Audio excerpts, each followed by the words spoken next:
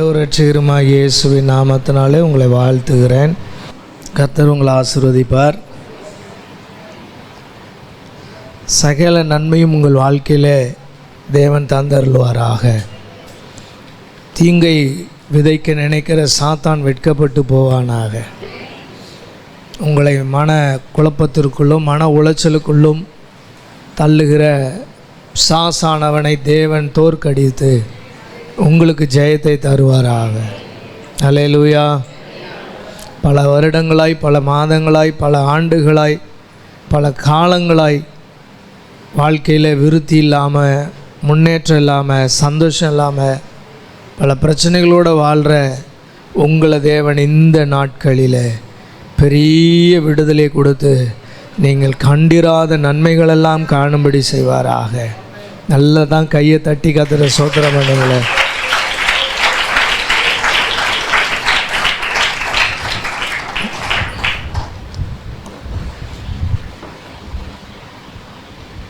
கர்த்தருக்கு ஸ்தோத்திரம். கடந்த வாரத்தில் இயேசு யார் அப்படின்னு ஒரு கையளவு காட்டி கொடுத்தேன். அவர் எவ்வளோ பெரியவருங்கிறத நீங்கள் நேரில் போய் பார்த்தா தான் தெரியும். இயேசுவோடு கூட இருந்து சாப்பிட்டு உறங்கி ஊழியம் செய்து அற்புதங்களை கண்டவன். அவரை தரிசனத்தில் பார்க்குறான். அதாவது மனுஷனாக சாப்பிட்டவன் பக்கத்தில் இருந்தவன் இப்போ இயேசுவை தெய்வமாக பார்க்கும்போது செத்தவனை போல் அவர் பாதத்தில் விழுந்தேன்றான். வெளிப்படத்தில் 1 இருக்குது. அவரை பார்த்த உடனே இவன் செத்தவனை போல் விழுந்தான். ஏன்னா செத்துருவாங்க, நேராக கடவுளை பார்த்தா செத்துருவாங்க. அவன் தரிசனத்தில் பார்த்ததுனால செத்தவனை போல் விழுந்தானான். யாராலையும் நேராக என்ன பண்ண முடியாது, கஷ்டம். ஆனால் நாம் ஆவியிலே மறுரூபம் அடைந்து அவரை போய் சந்திப்போம். ஹல்லேலூயா. இன்றைக்கி இயேசு இவ்வளோ பெரிய தேவன் இந்த பூமிக்கு மனுஷனாக வர என்ன காரணம் அப்படிங்கிறத உங்களோடு நான் பேச போகிறேன். இயேசு கிறிஸ்து இந்த பூமிக்கு வருவதற்கு இவ்வளோ பெரிய தேவன், எல்லாவற்றையும் செய்யக்கூடியவர். ஊன்னு சொல்கிற மனிதர்கள் எவ்வளோ செய்கிறாங்க, ஆனால் இவர் அப்படிலாம் கிடையாது. எதையும் செய்ய முடியும், செய்ய முடியாத விஷயங்கள் அவருக்கு ஒன்றுமே கிடையாது. அப்படி இருக்கும்போது அவர் ஏன் மனுஷனாக வரணும் அப்படின்னா, தேவன் நீதி உள்ளவர். சொல்லுங்கள் ஹல்லேலூயா. இளையகுமாரன் வந்த உடனே அப்பா ஓடி போய் கட்டி பிடிச்சார். அவ்வளோதான், முடிஞ்சுது. அதே போல் மனிதர்களாகிய நாம் செத்து போய் போன உடனே வாங்க கட்டி பிடிச்சிக்கிறோம், அப்படிலாம் கிடையாது. உலக தகப்பன் அநீதியாக இருந்தாலும் அது தவறு கிடையாது. ஆனால் நீதியுள்ள தேவன் நீதியாய் நடக்காவிட்டால், ஒரு விஷயத்தை முறையாக செய்யாவிட்டால், இப்படித்தான் இதை செய்ய வேண்டும் என்கிற அந்த ஒழுக்கத்தை மாறி அவர் செய்தால் அவரை குற்றவாளி என்று தீர்க்க வேண்டியது வருமே. அப்படி அவர் நீதியுள்ளவராக இருந்தால் அவர் எப்படி பாவம் செய்கிற அல்லது தவறான ஒரு நபராக இருப்பார். ஆகையால் அவர் எதை செய்தாலும் மனித அறிவின்படி செய்யாமல் தன்னுடைய நீதியின்படி செய்கிறார். ஆமென் சொல்லுங்கள். தன்னுடைய நீதியின்படி செய்கிறார். எது நீதியோ எது நியாயமோ, தவறு செய்த ஒரு மனிதனை முறைப்பிரகாரம் மீட்டெடுப்பதற்காக முறைப்பிரகாரம் செய்ய வேண்டியதை செய்கிறார். எதையுமே முறையாக செய்கிறார். சூரியன் இது வரைக்கும் நிற்கலை, சந்திரன் இது வரைக்கும் நிற்கலை, ஓட்டத்தில் ஓடிக்கிட்டே இருக்குது. எவ்வளோ விஷயங்களை பார்த்தோம். நம்ம சந்திரன் நம்ம இடத்துலேருந்து 2,60,000 கிலோமீட்டர். எத்தனை கிலோமீட்டர்? 2,00,000. வெறும் இந்த சந்திரன் தூரம் ராக்கெட் விடுறாங்க இல்லையா, 2,60,000 கிலோமீட்டர் தூரத்தில் தான் இருக்குது. அது நம்ம வீடு எத்தனை கிலோமீட்டரில் இருக்குது? பெரும்பாலும் இங்கே இருக்கிறவங்க வீடு 2 கிலோமீட்டர் தான், அதிகப்படி அதுக்குள்ளே தான் இருக்கும். ஆனால் 2,60,000 கிலோமீட்டர் தூரத்தில் சந்திரன் இருக்குது. ஒரு நாளும் அது அந்த 1 கிலோமீட்டர் கூட தள்ளி அது முறை இல்லாமல் வர முடியாது. 2,59,999 கிலோமீட்டர் கூட அவர் நவுந்து வரணும்னா தேவன் பர்மிஷன் கொடுத்தா தான் நவரும். 1 கிலோமீட்டர் கூட நவராது. அப்படிப்பட்ட சர்வ வல்லமையுள்ள தேவன் ஏன் பூமிக்கு வந்தார் என்றால், அவர் பூமிக்கு மனுஷனாய் வந்ததற்கு காரணம் பாவம். சொல்லுங்கள் எல்லாரும். பாவத்தினுடைய பனிஷ்மெண்ட் நரகம். பாவத்திலிருந்து விடுவிக்கப்பட்டால் பரலோகம். அப்போ ரொம்ப சிம்பிளாக சொல்லணும்னா, முதல்ல பாவம். எல்லோரும் சொல்லுங்கள். பக்கத்தில் பார்த்து சொல்லுங்கள், பாவம் தான் இயேசு பூமிக்கு வர காரணம். சொன்னீங்களா? ரெண்டாவது, நரகம்தான் இயேசு பூமிக்கு வர காரணம். சொன்னீங்களா? பக்கத்தில் இருக்கிறவங்க கிட்ட சொன்னீங்களா? பயப்படாதீங்க. பரலோகம்தான் இயேசு பூமிக்கு வர காரணம். சொல்லுங்கள். ஆமென். அல்லேலூயா. முதல் மனிதன் ஆண்டவர் படைக்கும்போது உலகத்தில் பாவம் இல்லை. ஆனால் மனிதனை படைத்தவுடனே அவர் சொல்லிவிட்டார், மனிதனே மனிதனே நீ பாவம் செய்யக்கூடாது, செய்தால் பனிஷ்மெண்ட் என்னன்னு சொன்னார்னா மரணம். பாவம் செய்கிற விஷயத்தையும் சொன்னார், பாவம் செய்வதனால் வரும் நியாய தீர்ப்பையும் சொன்னார். ஆனால் இன்னும் மனிதன் பாவம் செய்யவில்லை, பாவம் உலகத்தில் இல்லை. ஒரு பழம் சாப்பிட்றதுல என்ன பாவம் அப்படின்னு நீங்கள் கேட்கலாம். அந்த பழம் சாப்பிடுவதின் பின்னணியில் என்ன இருக்குது? கீழ்ப்படியாமல் இருக்குது, பெருமை இருக்குது, ஆணவம் இருக்குது, நாங்கிற திமிரு இருக்குது, என்னால் எல்லாம் பண்ண முடியுங்கிற அந்த மமதை இருக்குது, அதில் பொய் இருக்குது, அதில் திருட்டு இருக்குது. எல்லா பாவமும் அந்த பாவக்கேடு நிறைந்தது எல்லாமே அந்த ஒரு விஷயத்தில் இருக்குது. அதனால தான் ஆண்டவர் அந்த ஒரு விஷயத்தை அடிப்படையாக வைத்து அவனுக்கு சொன்னார், நீ சாப்பிட்றாத. அதாவது ஆண்டவர் எனக்கு தெரியாமல் பண்ணிட்டேங்க அப்படின்னு சொல்ல வாய்ப்பே கிடையாது. அவனுக்கு இதை சாப்பிடக்கூடாது என்பது தெரியும். ஆனாலும் அவன் புசித்த பொழுது இந்த உலகத்தில் மனிதன் பாவம் செய்தவனாய் மாறினான். பாவம் உலகத்தில் பிரவேசித்தது. முதல் மனிதன் பாவம் செய்தபடியால் அந்த மனிதனுக்கு பிறக்கிற அனைவருமே பாவிகளாக நாம் பிறந்திருக்கிறோம். நான் நல்ல அப்பா அம்மாவுக்கு பிறந்திருப்பேன், ஆனால் அந்த அப்பா அம்மா ஆதாமுடைய ஜீன்லேருந்து வந்தவங்க. அதனால் பாவம் அவங்க வாழ்க்கையில் இருக்க தான் செய்யுது. நான் இன்றைக்கி அதை குறித்து கொஞ்சம் உங்களுக்கு மிக அழகாக சொல்லி உங்களுக்கு புரிகிற அளவுக்கு நான் சொல்லுவேன், நம்புகிறேன். நீங்கள் கவனமாக கேட்டிங்கன்னா நல்லாயிருக்கும். இந்த பாவத்தின் தண்டனையும் ஆண்டவர் சொன்னார். அந்த பாவத்தின் தண்டனை எல்லாருக்கும் ஒரே தண்டனை தான். இந்த உலகத்தில் ஒவ்வொருத்தருடைய தப்புக்கு ஏற்ற மாதிரி தண்டனை இருக்குது. ஒரு கொலை பண்ணானா, குத்துனானா, வெட்டுனானா, திருடுனானா, அடித்தானா, கடையை அடித்து உடைச்சானா, இந்த கேஸ் அந்த கேஸ் அப்படின்னு இருக்குது. ஆனால் பரலோகத்தின் தேவன் சொன்ன ஒரே ஒரு, எல்லாருக்கும் அவன் கொஞ்சம் செஞ்சாலும் நிறைய செஞ்சாலும் பாவி தான், ஒரே தண்டனை தான், ஒரே ஒரு தண்டனை தான். அந்த ஒரு தண்டனை மரணம், இரண்டாம் மரணமாகிய கந்தகமும் எரிகிற அக்கினி கடல். அவ்வளோதான். பனிஷ்மெண்ட்டு வித்தியாசம்லாம் கிடையாதுங்க, ஒரே பனிஷ்மெண்ட்டு தான். ஆனால் பூமியில் சில நேரங்களில் தன்னுடைய பிள்ளைகளை தேவன் திருத்துவதற்கு கொஞ்சம் ஒரு அளவுக்கு மீறி சிலர் போகிறாங்க அப்படின்னா அவங்கள திருத்துவதற்கு சில சிட்சைகளை தேவன் கைகளில் எடுக்கிறார். சொல்லுங்கள் எல்லாரும், சிட்சைகளை கைகளில் எடுக்கிறார். இப்போ அப்பா அடிக்காத பிள்ளை இருக்காங்களா? ஏதோ 1-2 இருக்கும். ஆனால் அந்த வீட்டில் அம்மா சாத்துவாங்க. அப்பா கேட்க மாட்டார், அம்மா சாத்துவாங்க. அம்மா கேட்காத வீட்டில் அப்பா சாத்துவார். எங்கள் வீட்டில் 2 பேருமே எங்களை அடிக்கவும் மாட்டாங்க, திட்டவும் மாட்டாங்க, பனிஷ் பண்ண மாட்டாங்கன்றவங்க யாராவது இருக்கீங்களா?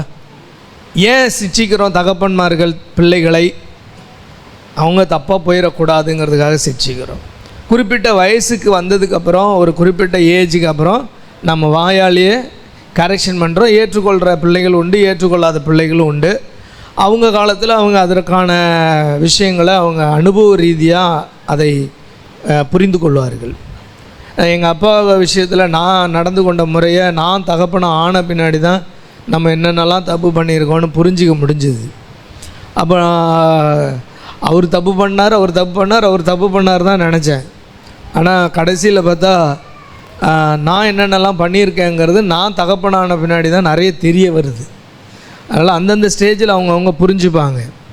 இப்போது சிட்சைகள் உண்டு இந்த பூமியில். அது ஏதோ ஒரு விதத்தில் சிட்சைகள் இருக்கும். அது வியாதியாக இருக்கலாம், சில நேரங்களில் பிரச்சனைகளாக இருக்கலாம், சில நேரங்களில் மனிதர்கள் நம் மீது ஏறி போக விடுவார், சில நேரங்களில் போராட்டங்கள் நம்மை சூழ்ந்து கொள்ளும். இதெல்லாம் ஏதாவது ஒன்று நம்மளை திருத்துறதுக்கு தேவன் பயன்படுத்துவார். சில ஆட்கள் தானாகவே அவங்க வாலண்டியராக சில பிரச்சனைகளை இழுத்து வச்சுப்பாங்க. தேவன் அனுமதிக்கிறார்னு எல்லாத்தையும் எடுத்துடவும் கூடாது, இது தானாக வந்ததுன்னு எல்லாத்தையும் எடுத்துடக்கூடாது. சிலது தானாகவே இழுத்து வச்சுப்பாங்க. சொல்லுங்கள், பக்கத்தில் பார்த்து சொல்லுங்கள், தானாகவே இழுத்து வச்சுக்கிறது உண்டு. சொன்னீங்களா? ஆமாம், தானாகவே இழுத்து வச்சுக்கிறது உண்டு. நல்லா தான் போய்கிட்டு இருக்கும் வண்டி, எடாகுடமாக எதனா ஒன்று பண்ணி மாட்டிக்கிறது. சமீபத்தில் பார்த்தா ஒரு பையன் ராத்திரி பைக் ஓட்டுறான். இதெல்லாம் தேவனை அனுமதிக்கிறது கிடையாது. பின்னாடி பொண்ணு ஒன்று இப்படி இப்படின்னு இவர் ஃப்ரண்ட் வீலை தூக்கிட்டு இப்படி போகிறார். லேசாக ஒரு திருப்ப ஸ்லோப்பில் அப்படி விழுந்து, அந்த இவன் விழுந்தது இல்லாமல் பின்னாடி ஒருத்தன் வந்து நின்றான் பாருங்க ஜோடியா, அவங்க விழுந்து இந்த மூஞ்செல்லாம் இப்படி தேய்ச்சினே போகுது அந்த வீடியோவில். இது தானாக இழுத்து வச்சுக்கிட்டது. இது ஓட்டக்கூடாது, இப்படி ஓட்டக்கூடாது, ஸ்டைல் பண்ணக்கூடாது தெரியும், ஆனாலும் ஓட்டி ஈட்டி மூஞ்சி மாதிரியெல்லாம் உடச்சிக்கிறது தானா. சிலது இருக்குது, அவங்க எங்கேயோ பண்ணி வச்சுருப்பாங்க, இங்கே வந்து மாட்டிப்பாங்க. அது இயற்கையாக சாபமாக வந்து அமையும். நான் இப்போ இதெல்லாம் பேச போகிறதில்ல, இதெல்லாம் நம்ம வந்து கொஞ்சம் பேச வேண்டிய நேரத்தில் பேசிக்கலாம். தண்டனை ஒன்று தான், ஒரே ஒரு பனிஷ்மெண்ட்டு தான், வேறு பனிஷ்மெண்ட்டே கிடையாது. அளவுலேயும் வித்தியாசம் கிடையாது. எனக்கு தெரிந்த பைபிளை படித்த வரைக்கும் இவ்வளோ காலம் நீ வந்து நரகத்தில் இருக்கணும், இவ்வளோ காலம் நீ கஷ்டப்படணும் அப்படிங்கிறதெல்லாம் கிடையாது. ஒரே அளவு தான். போயிட்டீன்னா அதுக்கப்புறம் அதுக்கு வெளியில் வர முடியாது. நரகத்தில் கடைசி வரைக்கும் நீ நரகத்திலே கிடந்து இதுவாகணும். இதுதான் ஆண்டவர் அவனுக்கு கொடுத்த பனிஷ்மெண்ட். அப்போ ஒரு பாவி பாவம் செஞ்சிட்டான்னா அந்த பாவிக்கான இறுதி தீர்ப்பு என்னென்னா ஒரே ஒரு பனிஷ்மெண்ட் தான். எல்லா பாவிகளுக்கும், வெளியே இருக்கிற பாவிகளுக்கும் சரி, உள்ளே இருக்கிற பாவிகளுக்கும் பனிஷ்மெண்ட் ஒன்று தான், மரணம். சொல்லுங்கள் எல்லாரும். ஒரு பழம் கெட்டு போச்சு அப்படின்னு சொன்னால் முக்கால்வாசி கெட்டு போனாலும் சரி, அல்லது ஒரு ஓரத்தில் ஒரு புழு இருந்தாலும் சரி, சாப்பிடுவீங்களா? சாப்பிடுவீங்களா? கொஞ்சோண்டு ஒரு 10 சொலை நல்லா இருக்குது, அதை மட்டும் எடுத்து சாப்பிட்டுடலாம் அப்படின்னு மீதி எல்லாம் புழு அஞ்சு போய் கிடக்குது, சாப்பிடுவீங்களா? யாராவது தூக்கி போடுவீங்களா? அல்லேலூயா. மீதி 4 நல்ல சொலை இருக்குதே, 50 சொலையில் 45 சொலை கெட்டு போச்சு, 5 சொலை நல்லா இருக்கே, எடுத்து சாப்பிட்லாமா? சி அப்படின்னு அந்த 5ஐயும் தூக்கி போடுவீங்க இல்லையா? அதே போல் தான் தேவன் ஒரு பகுதி பாவம் செய்திருந்தாலும் அது முழுவதும் கெட்டுப்போனதாகவே கருதுகிறார். ஆமேன்னு சொல்லுவோமா? அதை கொண்டு போய் வீட்டுக்குள்ளே அந்த நாற்றம் பிடித்ததை வைக்க முடியாது. அப்போ என்ன பண்ணணும் அப்படின்னு கடைசியில் சொல்கிறேன். ஃபஸ்ட் அப்போ என்ன தான் செய்யணும் அப்படின்னு சொல்கிறேன். அதுக்கு முன்னாடி இயேசு ஏன் இந்த பூமிக்கு வந்தார் கேளுங்க எல்லாரும். நான் வந்து பாவம் செய்கிறதுனால பாவி கிடையாதுங்க. சொல்லுங்கள். நான் பாவம் செய்கிறதுனால பாவி கிடையாது, நான் பாவியாக இருக்கிறதுனால பாவம் செய்கிறேன். என்னது? நான் மாங்காய் மரமாக இருக்கிறதுனால மாம்பழம் கொடுக்குறேன்னா, நான் மாம்பழமாக இருக்கிறதுனால மாங்காய் மரம் வந்ததா? அதனால் மாங்காய் மரத்தை பேச முடியுமா? நான் வேரிலேயே யாராக இருக்கிறேன்? மாங்காய் மரமாக இருக்கேன். வேர்லேயே மாங்காய் மரம். அதனால் என் கிளையில் என்ன தொங்குது? நான் வேரில் பலாப்பழ மரத்தினுடைய வேற உடையவனாக இருந்தால் மாங்காய் தொங்காது. அப்போது நான் பாவியாக இருக்கிறதினால், பிறப்பிலேயே நான் பாவியாக இருப்பதினால் நான் பாவம் செய்கிறேன். நான் பாவம் செய்கிறதுனால பாவி கிடையாது. நான் பாவியாக பிறந்து விட்டேன். என் சுபாவத்திலேயே என் பாவம் வந்து விடுகிறது. எதுலேயே வந்துடுது? பாவம் வரும் இடம் எது? என் சுபாவம். சொல்லுங்கள். அதனால தான் அதில் சூ போட்டுட்டு அப்படி மைனஸ் போட்டிங்கன்னா பாவம், சுபாவம், சுபாவம். இயல்பாகவே நான் பிறக்கும்போதே பாவியாக பிறக்கிறேன். நான் பாவம் செஞ்ச பின்னாடி பாவி கிடையாது, நான் பிறக்கும்போதே பாவியாக பிறக்கிறேன். அதனால் நான் பாவம் செய்கிறேன். அல்லேலூயா. சரி, இந்த பாவத்தினுடைய எஃபெக்ட் எப்படிப்பட்டது தெரியுமா? பாவம் எப்படிப்பட்ட விதத்தில் நம்முடைய வாழ்க்கையில் செயல்படுது தெரியுமா? நீங்கள் வாசிங்க. ஆதியாகமம் 4ஆம் அதிகாரம் 7ஆம் வசனம் வாசிங்க.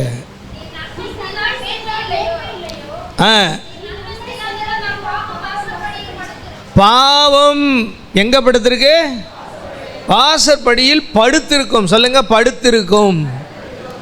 பாவம் வாசற்படியில் ஆரம்பத்தில் உங்களுக்குள்ள பாவம் படுத்து தூங்கிக்கிட்டு இருக்கோம். படுத்து தூங்கிக்கிட்டு இருக்கோம்.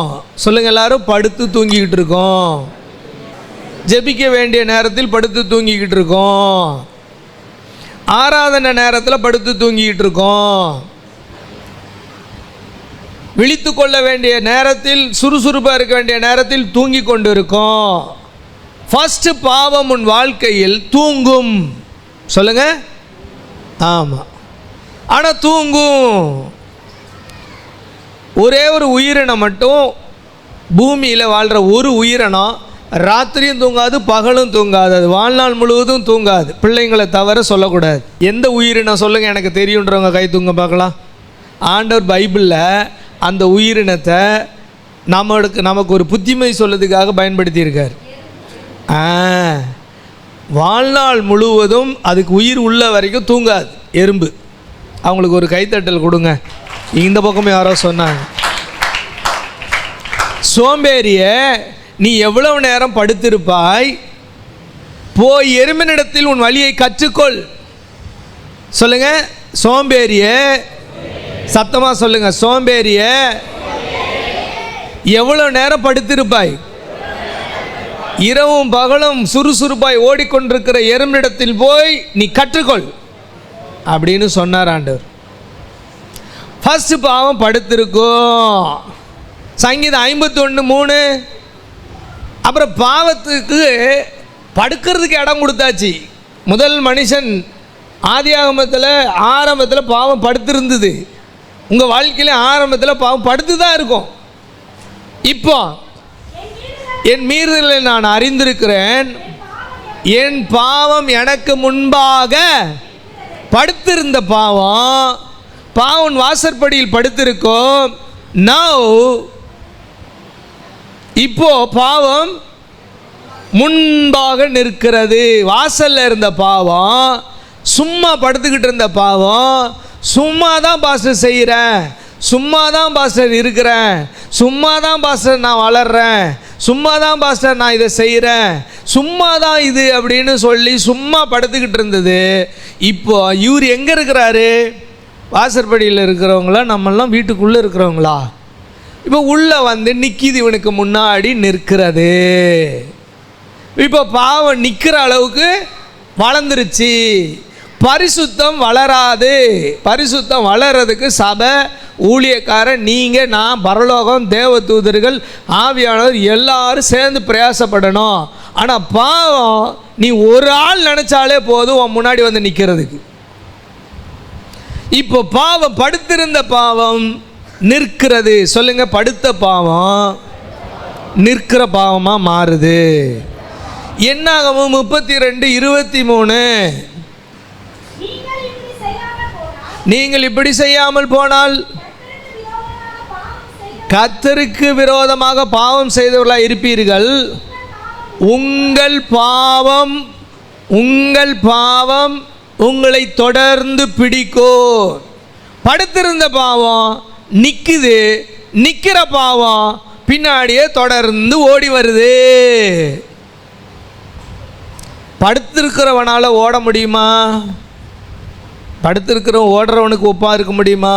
ஆனால் பாவம் இப்போ கொஞ்ச நாள் அதிகரிக்க இப்போ தொடர்ந்து பின்னாடியே பிடிச்சிக்கிட்டு வருது, ஓடி வருது. இப்போ படுத்த பாவம் நின்ன பாவம் ஓடி வருது. அடுத்தது பாவம் என்ன செய்தது என்றால், ரோமர் 6:23, பாவத்தின் சம்பளம் மரணம். கடைசியில் அது எங்கே கொண்டு போய் நிறுத்துது?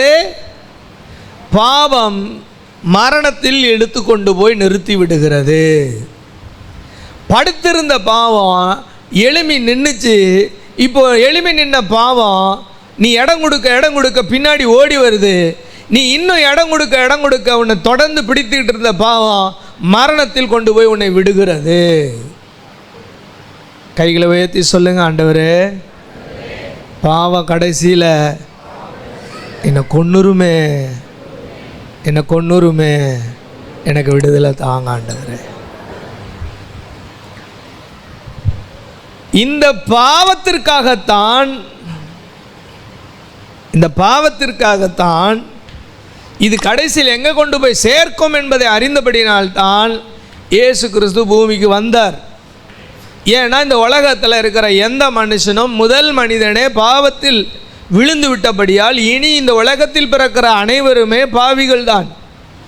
எங்கள் அப்பா தமிழ்நாட்டில் பிறந்தார், எங்கள் தாத்தா தமிழ்நாட்டில் பிறந்தார். நான் இப்போ பிறக்கிறேன், நான் யாராக இருப்பேன்? தமிழில் தான் இருப்பேன். ஏன்? எங்கள் அப்பா இதே அமெரிக்காவில் பிறக்கிறாரு, நான் எங்கள் அப்பாவுக்கு நான் பிறக்கிறேன், நான் யாராக தான் இருப்பேன்? அமெரிக்கனாக தான் இருப்பேன். எங்கள் அப்பா ஆப்பிரிக்காவில் பிறந்திருக்காரு, அவருக்கு நான் பிறக்கிறேன், நான் இப்போ யாராக தான் இருப்பேன்? ஆப்பிரிக்காக்காரனாக தான் இருப்பேன். ஆதாமுக்கு பிறந்த பிறந்த பிறந்த பிறந்த பிறந்த பாவிக்கு பிறந்த பிறந்த பிறந்த பிறந்த பிறந்த எல்லாரும் பாவி. ஆகையால் வேறு வழி இல்லை. இந்த உலகத்தில் ஒரு நல்ல பாவமில்லாத ஒரு ஆள் இல்லை. அதனால் பாவமில்லாத அவரே இறங்கி வந்தார். கைகளை தட்டி கர்த்தரை மகிமைப்படுத்துவோம்.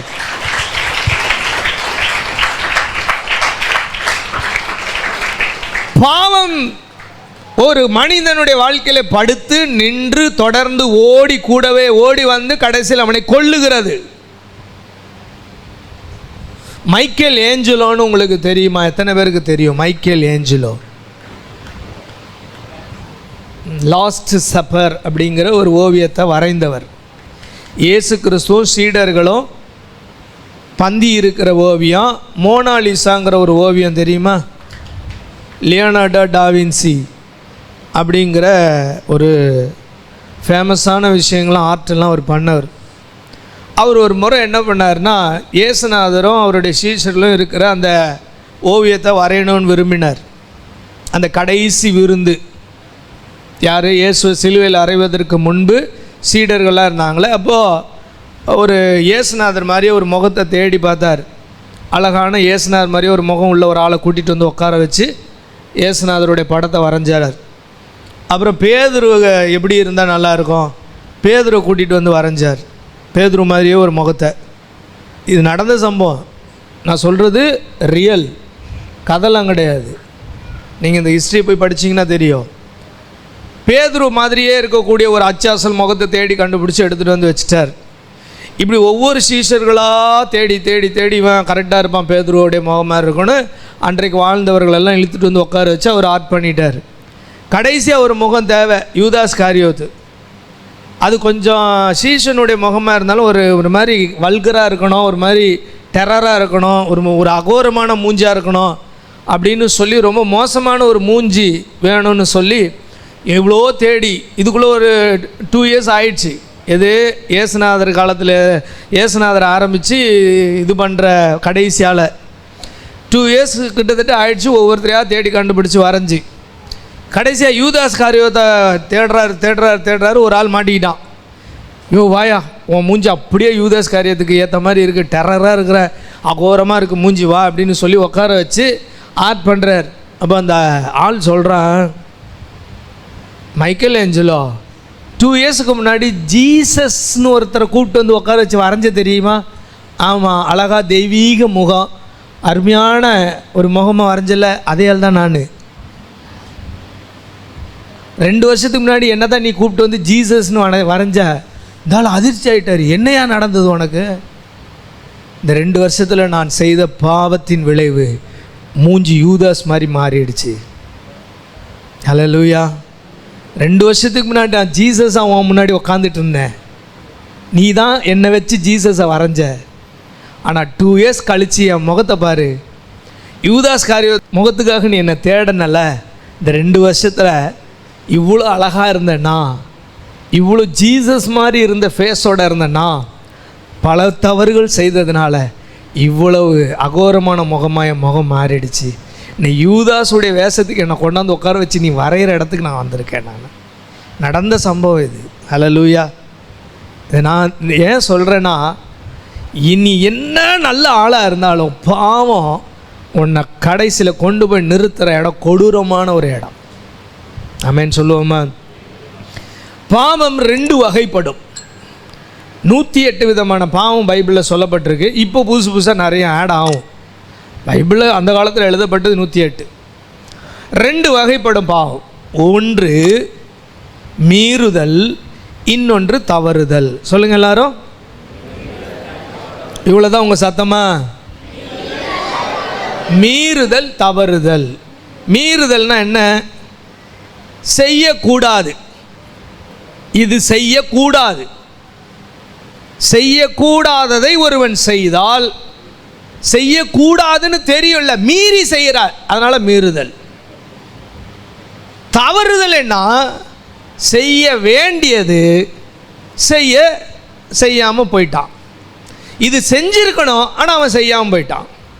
தவறுதல்.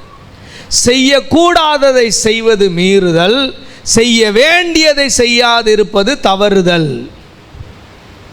இது 2 தாங்க. பைபிளை நீங்கள் முழுசாக பார்த்தீங்கன்னா 613 நியாயப்பிரமாணம் இருக்குது. 365 பிரமாணம் செய்யக்கூடாது. என்னென்ன செய்யக்கூடாது சொல்லுங்க பார்க்கலாம். செய்யக்கூடாதுன்னு சொன்னது ஆண்டவர் என்னென்ன சொல்லுங்க பார்க்கலாம். கொலை செய்யாதே, களவு செய்யாதே, விக்கிரக ஆராதனை செய்யாதே, விபச்சாரம் செய்யாதே, பிறனுக்குள்ள யாதொன்றையும் இச்சியாதே. செய்யாத. செய்யணும். என்னென்ன செய்யணும் சொன்னாரு? தகப்பனையும் தாயோ கனம் பண்ணுவாயாக செய்யணும். அது வேண்டான்னு சொன்னார். வேணுன்றது சொல்லுங்க. அதுதான், அது வேண்டான்னு சொன்னார். வேற தேவர்கள் வேண்டாம், செய்யாத, வணங்காதன்ட்டார். செய்யணும்னு சொன்னது உன்னை போல பிறனை நேசிக்கணும். செய்யணும், நீ செய்யல, அது தவறுதல். செய்யக்கூடாது, அதை நீ செய்தா மீறுதல். ஆமென் சொல்லுவோமா?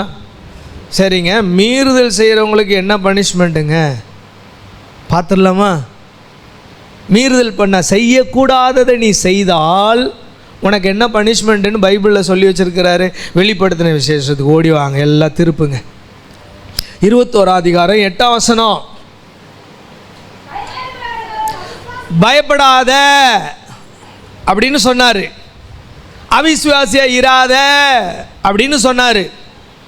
அப்புறம் கொலை செய்யாத. இதெல்லாமே மீறுதலுங்க. செய்யாதன்னு சொன்ன பாவங்க இதெல்லாம். இவர்களுக்கு இப்போ எல்லாரும் அந்த வசனத்தை கவனித்து நான் சொல்லுங்கள், எல்லாரும் சொல்லணும். இப்போ இதுலேயே நீங்கள் கீழ்ப்படுகிறீங்களா இல்லையான்னு பார்ப்போம். செய்யணும் அப்படின்னு நான் சொல்கிறேன், நீங்கள் செய்கிறீங்களான்னு பார்ப்போம். பயப்படுகிறவர்களும் அவிசுவாசிகளும் அருவருப்பானவர்களும் கொலைபாதகரும் விபச்சாரக்காரரும் சூனியக்காரரும் விக்கிரகாராதனைக்காரரும் பொய்யர் அனைவரும் 2ஆம் மரணமாகிய அக்கினியும் கந்தகமும் எரிகிற கடலிலே பங்கடைவார்கள் என்றார். இது சொன்னது யாரு? தேவன், மனிதன் அல்ல. மீறுதல் செய்கிறவங்க, எப்பா நீ இப்படி செய்யாதப்பா அப்படின்னு எத்தனை பேரை கூப்பிட்டு சொல்கிறோம்? 2 விதத்தில் ஆண்டவர் உங்களுக்கு சரி தவறுகளை சொல்லி கொடுக்கறதுக்கு ரெண்டு விதத்தை ஆண்டவர் வைத்திருக்கார். Number 1 Bible. இதை தவிர வேறு எங்கேயும் போகக்கூடாது. நீங்கள் அவன் சொன்னான், இவன் சொன்னான், அந்த யூடியூப்பில் சொன்னான், இந்த யூடியூப்பில் சொன்னான், அவன் சொன்னான் இதெல்லாம் தப்பு இல்லை, இப்படி ஆடலாம், அப்படி குதிக்கலாம், இதை பண்ணலாம், அதை பண்ணலாம், 2 பொண்டாட்டியோட வாழலாம், அப்புறம் டைவர்ஸ் ஆகாமையே அவளுக்கு முத்தம் கொடுக்கலாம், இவளை கட்டி பிடிச்சிக்கலாம். இந்த வேலையெல்லாம் பைபிளில் எது இல்லையோ செய்யக்கூடாதுன்னா செய்யக்கூடாது. நம்பர் 2, 5 வகையான ஊழியர்களை ஆண்டவர் வைத்திருக்கிறார். அதில் குறிப்பாக உங்கள் திருச்சபையின் மேய்ப்பர். அவரை வைத்து அக்காலத்தில் எது சரி தவறோ அதை சொல்லி தருவார். செல்போன் யூஸ் பண்ணலான்னு பைபிளில் போட்டிருக்கா? போட்டிருக்கா? யூடியூப் வந்து ஷார்ட்ஸ் பார்க்கலாம் பார்க்கக்கூடாதுன்னு பைபிளில் போட்டிருக்கா? அதுக்கு தான் பாஸ்டர் வச்சுருக்காரு.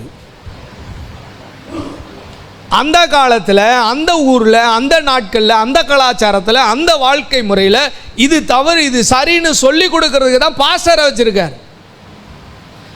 அவர் சொல்கிறத கேட்க மனசு இல்லாதவர்களுக்கு ஆண்டவருடைய வேதம் போல பனிஷ்மெண்ட்டும் உண்டு. ஃபைனல். ஒருவேளை நான் திருந்திட்டேன்னா நீ திருந்துறதுக்கு வாய்ப்புகள் நிறைய ஆண்டவர் கொடுப்பார். ஆனால் திருந்திட்டு நீ நான் விட்டுடணும், நம்ம நின்னா விட்டுறணும். அதுதான் திருந்துதல். அன்னைக்கு நீ விட்டுட்டு மறுநாள் போய் நீ தொட்டினா நீ திருந்தல. அன்னைக்கு நீ உணர்வு அடைந்து சரி இது தவறு இது அப்படின்னு உணர்ந்து அதை விட்டுட்டு மறுவாரம் போய் நீ அதை தொட்டினா நீ திருந்தல. ஜஸ்ட் கொஞ்சம் அந்த இடத்துல இருந்து விலகி வந்து மறுபடியும் உள்ளே போய் உட்காந்துருக்கான், அவ்வளோதாங்க. அல்லேலூயா. அதனால் உனக்கு பாஸ்டரை எதுக்கு ஆண்டவர் கொடுத்துருக்காருன்னா, இக்காலத்தில் நீ என்ன மாதிரி வாழணுமோ அவர் சொல்லுவார். அவருக்கு என்ன அப்படி நீ போனின்னா நீ செய்ய வேண்டிய செய்யக்கூடாத பிரமாணத்துக்குள்ள நீ மீறுற ஒரு ஆளாக வருவ. பனிஷ்மெண்ட் என்ன பனிஷ்மெண்ட்டுன்னு மீறுதலுக்கு பார்த்தோம். சொல்லுங்கள் எல்லாரும். மீறுதல் செய்கிறவர்களுக்கு நியாய தீர்ப்பு நரகம். அவ்வளோதான். மீறுதல்னா என்னது? செய்யக்கூடாது, பொய் சொல்லாத, சண்டை போடாத. சமீபத்தில் என்கிட்ட ஒரு விசுவாசி வந்தாங்க. நான் நகைச்சுவை தான் சொல்கிறேன், நானும் அவங்ககிட்டே நகைச்சுவை தான் சொன்னேன். குடும்பத்துக்குள்ளே பிரச்சனை. நான் வந்து கோவக்காரிங்கிறதே தெரியாதவங்களுக்கு, என் கோவம் என்னன்னே தெரியாது. பைபிளில் என்ன சொல்லியிருக்கு? உங்கள் சாந்த குணம் எல்லாருக்கும் தெரிந்திருப்பதாக. அப்போ எது தெரிந்திருக்கணும்? நான் ரொம்ப அமைதியான ஆளுன்னு அவங்களுக்கு தெரியாது அப்படின்னு நீ சொல்லியிருக்கணுமா வாயில்? நான் என்ன அவ்வளவு கோவக்காரன்னு தெரியாது, என் கோவத்தை பார்த்தாங்கன்னா நீ நரகத்துக்கு போகிறன்னு அர்த்தம். சமாதானம் பண்ணுகிறவர்கள் பாக்கியவான்கள். இன்னைக்கு குடும்பத்துக்குள்ள என்ன பிரச்சனை பண்ணிக்கிட்டு இருக்க? நீ சபைக்குள்ள என்ன பிரச்சனை பண்ணிக்கிட்டு இருக்க? உனக்கு மரியாதை இருக்குதா? உன்னை மதிக்கிறாங்களா? உனக்கு யாருன்னா கணம் கொடுக்குறாங்களா? ஒரு நாயை விட உன்னை கேவலமாக பண்ணுறாங்க. அந்த சபைக்கு நீ போய் தான் ஆகணுமா? அப்படி நீ இருந்து தாவணும். அப்படி மானங்கட்ட சபைக்கு நீ போகணுமா அப்படின்னு பைபிளில் வந்து நீ மானம் உள்ள சபைக்கு தான் போகணுன்னு போட்டிருக்கா? சபையில் உன் மானமும் மரியாதையும் போகும். அது தூக்கி போடுறது இயேசு கிறிஸ்து எனக்கு முதற் பேரானவர், முன் வழிகாட்டியவர். அவர் மானம் ஈனம் சூடு சொர்ணம் எல்லாத்தையும் சிலுவையில் கொன்னார். காரி துப்புனாங்களே 600 பேர் சேர்ந்து துப்பவும் அடிக்கவும் கொட்டவும் முகத்தில் ராஜாவே நீர்தானான்னு அவமானப்படுத்தினாங்களே. இயேசு அப்போ மான மரியாதையை பார்த்துருந்தாருன்னா நீங்களும் நானும் மீட்கப்பட்டிருப்போமா? நிர்வாணியாக இருந்தேன்னு பவுல் சொல்கிறார். எவ்வளோ பெரிய அப்போஸ்தலங்க, கையை நீட்னா ஹில், அவ்வளவு மிராக்கிள் நடக்குது. அவன் சொல்கிறான் நான் நிர்வாணியாக இருந்தேன். எங்க ஒரு ஊழியக்காரன் நிர்வாணியாக எப்படிங்க இருக்க முடியும்? இருக்க வச்சிருக்காங்கங்க அவனை. அவன் மான ஈனம் சூடு சொல்கிறான் பார்த்தானா? உனக்கு மட்டும் எங்கேருந்து வருது? எவ்வளவோ நான் சொல்ல முடியும். சபைகளில் இன்றைக்கி நடக்கிற கூத்தெல்லாம் பாருங்க. தகுதியான வஸ்திரத்தை உடுத்திட்டு வாப்பா அப்படின்னு சொல்கிறாங்க. தகுதியான வஸ்திரத்தை நம்ம உடுத்துகிறோம். பைபிளில் ஒரு பாஸ்டர் அழகாக தெளிவாக சொன்னார். நீங்கள் பரலோகத்தில் போனீங்கன்னா அங்கே ஆண்டவர் மெல்லிய வெண்வஸ்திரத்தை தருகிறார். அலங்கோலமான நிலைமையில் இல்லை. எல்லா இடத்துலையும் பாருங்கள் pure white pure white pure ஒயிட்டுன்னு தான் வருது. அழகான அந்த அவருக்கு ட்ரெஸ்ஸு கொடுக்குறாருனாலே ஏன் ஆண்டவரே ஒரு கோட் சூட்டு ரெய்மான்ஸில் ஒரு கோட் சூட்டு உனக்கு தருவேன்னு சொல்ல வேண்டியதானே ஆண்டவரே? நீங்கள் வெண்வஸ்திரம் ஜெயம் பெறுகிறவன் எவனோ அவனுக்கு ரெய்மான் கோட்டையும் ஈரோடு பட்டையும் உங்களுக்கு தருவேன்னு சொல்லியிருக்கலாம் ஆண்டவர். எங்கள் ஆட்கள்லாம் பட்டா உடுத்திட்டு வந்திருக்குமே. இந்த வெள்ளையும் சொல்லியும் கொடுத்து சொல்லிட்டு வெள்ளையும் சொல்லியுமா வந்து உக்காந்துக்கிட்டு இருக்கோம். அல்லேலூயா. பைபிளை நல்ல படி. மீறுதல் செய்தால், செய்யக்கூடாத செய்தால், ஏன் நீ கொஞ்சம் பயமுறுத்துறது சொல்லலை, எச்சரிக்கை அடைவதற்கு சொல்கிறேன். பைபிளில் எழுதப்பட்டது அக்கால கலாச்சாரம், பொதுவான சூழ்நிலைகள் எல்லாவற்றுக்கும் ஒத்துப்போகும். பாஸ்டர் எதுக்கு வச்சிருக்கிறாருன்னா, அந்நாட்களில் என்னென்ன நடக்குதோ அது எது தவறு எது சரி என்பதை சொல்லி கொடுப்பதற்கு பாஸ்டர் வச்சிருக்க. சரி, செய்ய வேண்டியதை செய்யலை, அவங்களுக்கு என்ன தண்டனை பார்த்துடலாமா? அதையும் பார்த்துருவோம். அதுவும் சொன்னது யாருது? அதான் ரொம்ப இம்பார்ட்டன்ட். நாங்களா ஒன்றும் சொல்லலை, ஆண்டவருடைய வேதம் அது ஆண்டவர் வாயாலே சொன்னதை தான் சொல்கிறேன். மத்தேயு 25:41.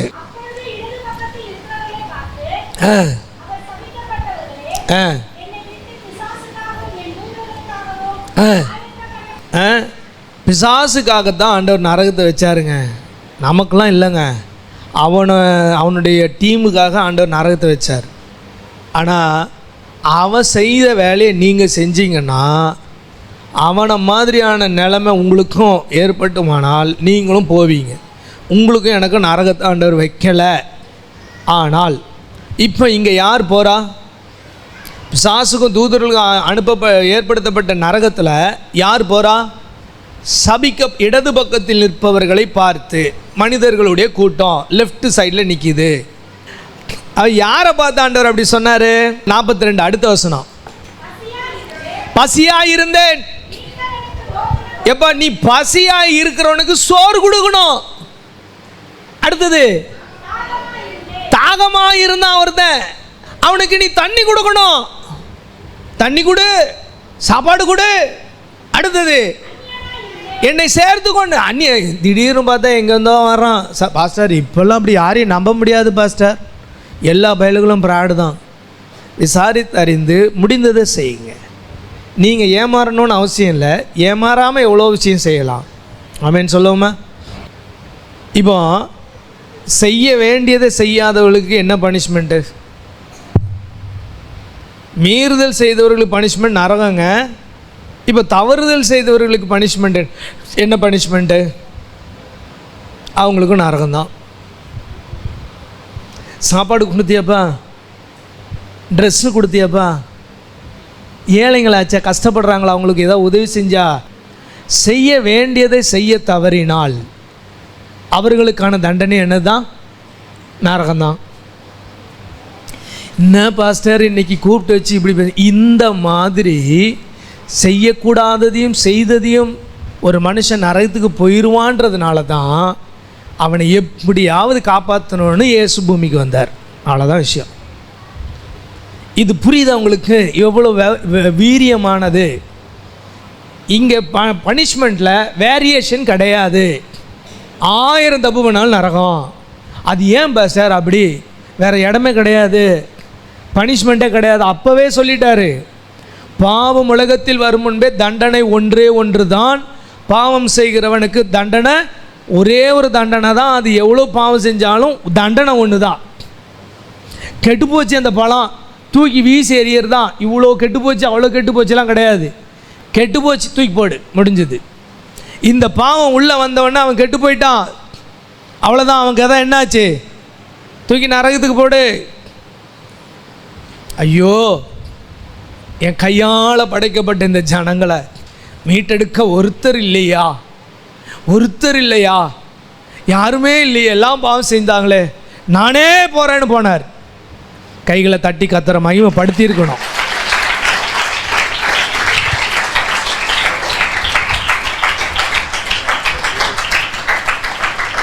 எங்கே மீறுதல் நடக்கிறதோ, கவனிங்க, எங்கே மீறுதல் நடக்கிறதோ அதற்கு முன்பு தவறுதல் நடக்கும். ஒருத்தன் செய்யக்கூடாததை செய்கிறானா, அவன் செய்ய வேண்டியதை செய்யாமல் இருந்ததுனால தான் செய்யக்கூடாததை செய்தான். தாவீது ராஜாக்கள் எல்லாம் யுத்தத்துக்கு போகணும், ஆனால் அவன் தூங்கிக்கிட்டு இருந்தான். யுத்தத்துக்கு போயிருந்தான்னா பத்சேபாளோட பாவம் செஞ்சிருக்க மாட்டான். அப்போ மீறுதல் எங்கே வருது? ஜெபிக்க வேண்டிய நேரத்தில் நீ ஜெபிக்காததினால் பார்க்கக்கூடாத ஒன்றை நீ பார்க்கிறாய். பைபிள் படிக்க வேண்டிய நேரத்தில் நீ படிக்காததினால் செய்யக்கூடாத ஒரு தவறை நீ செய்கிறாய். சிம்பிள். செய்ய வேண்டியது எங்க மீறுதல் இருக்கோ அங்கே முதலாவது தவறுதல் நடக்கும். ஆமென் சொல்லுங்க. சவுலை எடுத்துக்குங்க. அவர் எப்படி மிஸ்டேக் பண்ணார்? எப்படி மிஸ்டேக் பண்ணார் அவர்? ஆதாம் எடுத்துங்க. ஆதாம் என்ன முதல்ல தவறுதல் பண்ணார்? தோட்டத்தை காக்கவும் பண்படுத்த வச்சார். காத்தானா? செய்ய வேண்டியது அது. பிசாசு உள்ள வர்றதுக்கு அவன் காத்திருந்தா பிசாசு உள்ள வந்திருக்குமா? அவன் வாட்ச்மேன் தானே. ஆண்டவர் என்ன சொன்னார்? தோட்டத்துக்கு நீ தான் வாட்ச்மேன், கண்டதெல்லாம் உள்ள வரக்கூடாது, நீ தான் பாதுகாக்கணும். பாதுகாத்தானா? அங்க தவறுனா உள்ள வந்துருச்சு பிசாசு, சர்ப்பம் உள்ள வந்துருச்சு. நடந்தது என்ன? மீறுதல். முதல்ல நீ சபைக்கு வர வேண்டிய ஆள் சபைக்கு வராத போனால் அடுத்தது நீ மீறுவாய். ஜெபிக்க வேண்டிய ஆள் நீ ஜெபிக்காமல் போனால் அடுத்து மீறுவாய். அக்கிரம காரியங்கள் வர்றதுக்கு முன்னாடி கிரமத்தை நீ விடுற, அதனால் அக்கிரமம் உள்ள வருது. வேதத்தை வாசிக்க வேண்டிய நீ வாசிக்கலைன்னா தானா படுத்திருந்த பாவம் நின்று ஓடி வந்து கொல்லும். அல்லேலூயா, அல்லேலூயா. அதனால் இயேசு என்ன பண்ணார்? இயேசு பாவத்தை மட்டும் சுமக்க வரலைங்க, பாவத்தின் விளைவுகளெல்லாம் சுமந்தார். பாவத்தின் விளைவு சாபம், வியாதி, பல்வகையான மனிதர்களுக்கான பிரச்சனைகள், இவ்வளவையும் சுமந்தார். ஆமென் சொல்லுவோமா? ஏசாயா 53:4-5 பாவத்தையும் சுமந்தார், பாவத்தின் விளைவுகளையும் சுமந்தார். ஏன் இயேசு கிறிஸ்து மாம்சமாக மாறினார்? பாவம் நீக்கப்பட இரத்தத்துக்கு தான் அதிகாரம் இருக்கு. ஆகையால் அவர் இரத்தமும் மாம்சமும் உடையவராய் மாறினார் என்று லேவியராகமம் 17:11 சொல்லுது. பாவ நிவர்த்திக்கு தேவன் கொடுத்த பரிகாரம் இரத்தம். சொல்லுங்க, இரத்தம். இயேசுவின் இரத்தமே என் பாவங்களையும் என் சாபங்களையும் என் வியாதிகளையும் பாவத்தின் அனைத்து விளைவுகளையும் நீக்குகிறது. 2 பேதுரு 2:24 சொல்லுது. இப்படிப்பட்ட மீறுதலும் தவறுதலும் செய்த மனிதன் நரகத்துக்கு போக வேண்டிய அவனை 2 பேதுரு 2:24 சொல்லுது, அவரால் நாம் எல்லா விதத்திலும் குணமாகிறோம். இயேசு கிறிஸ்துவின் இரத்தம் சகல பாவங்களை நீக்கி நம்மை முழுவதும் எல்லா மீறுதல் எல்லா தவறுதலையும் நீக்கி சுத்திகரிக்கிறது. இதுக்கு தான் இயேசு வந்தார். வேற எவரும் செய்ய முடியாதனால அவர் வந்து செஞ்சார். ஆமென் சொல்லுவோமா?